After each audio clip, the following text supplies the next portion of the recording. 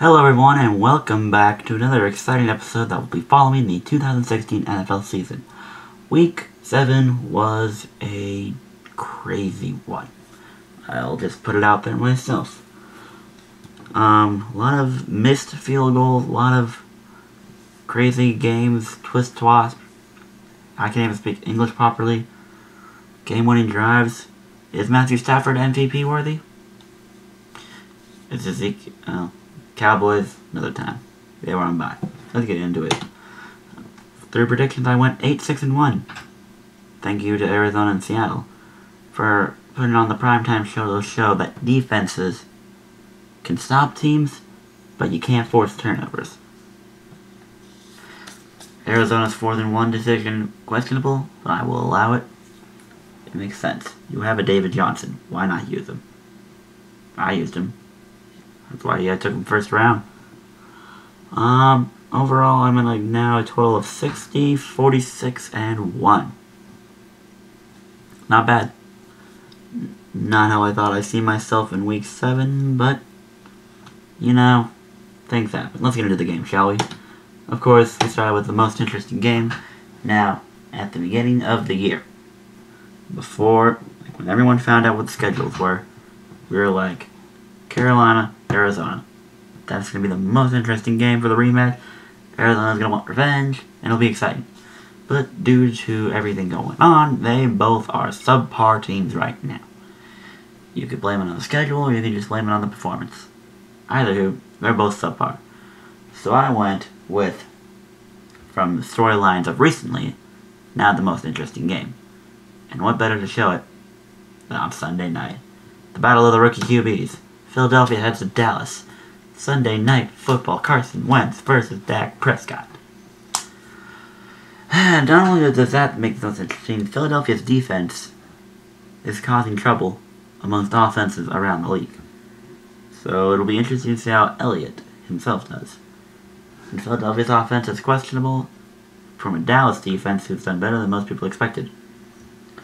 So I'm looking forward to this matchup, Sunday Night Football. I'm excited. And I expect a good game. I'm expecting a good divisional game. And fight for that top seed. Spot seed. You know what I mean. Next game, most close scoring game. Now again, as I've probably mentioned before, it's one of those games where you really don't know who's going to win. You can say that for any of the other categories, but I took a long time debating this. I looked at the games and I'm like, what game actually makes me question the teams the most? And this game also, for these two teams, the game I decided to go with, is going to be a test because these two teams are in that midway area and we really need to see which of these teams is going to progress. One of them will more or less win their division. The other one, I wouldn't be surprised if they pushed for a wildcard spot. I took Detroit at Houston. Now, Brock Osweiler, a lot of people are saying that his $72 million contract, not worth it. That he's a less than subpar quarterback.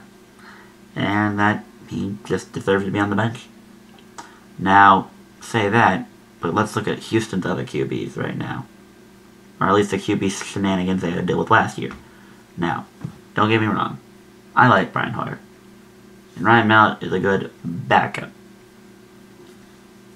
But, you know, Brock Osweiler's not that major of a letdown. I mean, would you rather start the season again with, I don't even know who they have on the roster right now. The backup, TJ Yates. Or the other dude that I have yet to mention. I don't know. Detroit, again, a lot of people saying Matthew Stafford could be up there for MVP.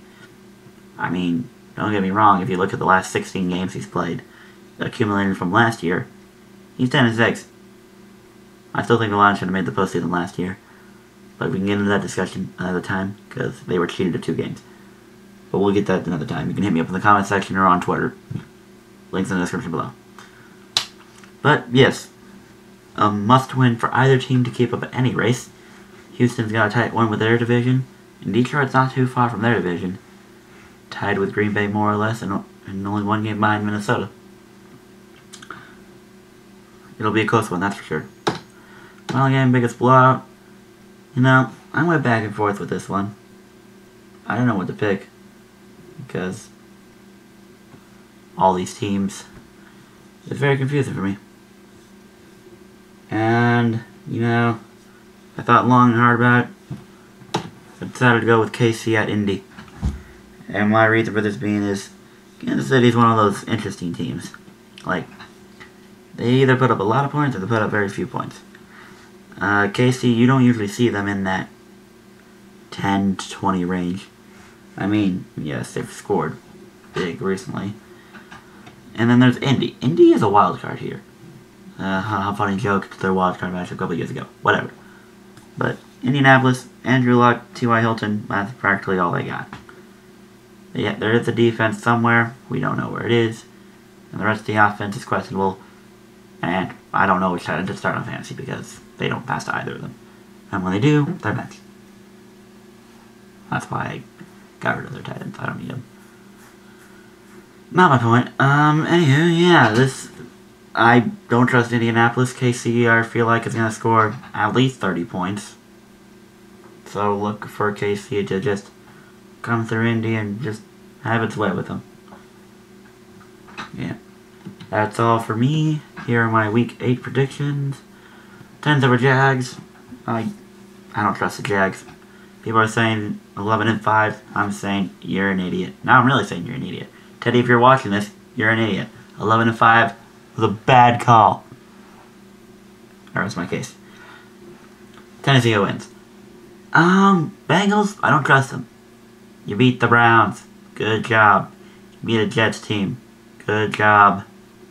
I don't even remember who their third team they beat was. But besides the point. You're not good. I'll take the Redskins. I don't want to root for the Redskins. But I'll take them. New England's going to have some revenge over the Bills because, you know, you shut out the Patriots in that division. They're coming back. They're coming back. I do have Jets over the Browns, but the Browns... I have that slight feeling the Browns are going to take this one from the Jets. I have that slight feeling. Lions over Texans, Chiefs over Colts, Seahawks over Saints, yada yada yada. Raiders over Bucks. I took the Cardinals on this one over the Panthers. There's this part of me that wants to think the Panthers are going to win this game. They could use some wins here, for crying out loud. But I don't trust it. Taking Arizona. Denver gets its revenge over San Diego. Falcons have been proven to have shown their mediocrity. Packers are going to come by them. I'll take Prescott and Elliott over Eagles. And Vikings over Bears. I don't care that the Bears are home, and I don't care it's divisional. The Bears suck. Vikings will go by them. Just O-line, protect Sam Bradford. Bradford's protected. You win this game. That's the main reason they were out of that game in Philly. They didn't protect. Dude fumbled like, what, 3 times? I don't even remember. But turnovers galore. Jesus. But yeah, those are my predictions for Week 8. Super Bowl 51 prediction. Alright. I have a feeling a lot of you are going to get salty and butthurt on me and whatever. I'm going to have a lot of comments coming at me. Say what you want. But New England versus Dallas. With Minnesota failing me clearly badly. Green Bay is off and on.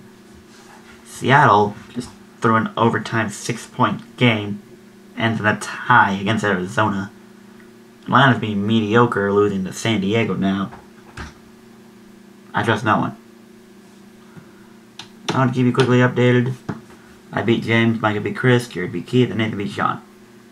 I'm 6-1. I'm the best. I think everybody's about to die. So I gotta go. Thank you all for watching. I'll see you all in the next video. Goodbye.